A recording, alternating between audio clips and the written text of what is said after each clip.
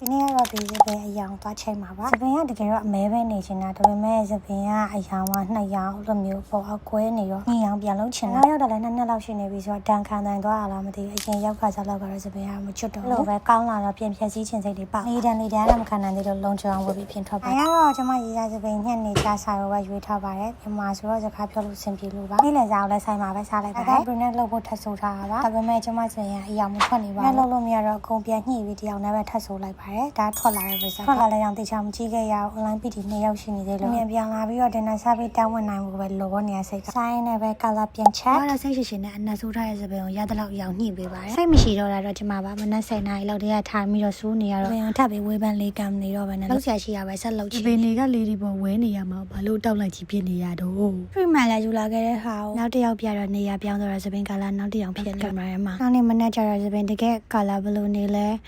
ကြည့်ကြည့်ရညီရရဲ့ရောနောက်တစ်ယောက်ဖြစ်နေရောဒါပေမဲ့လည်းမဆိုးပါဘူးလေငါလှပါတယ်ဆိုပြီးကျင်းနေသွားပါတယ်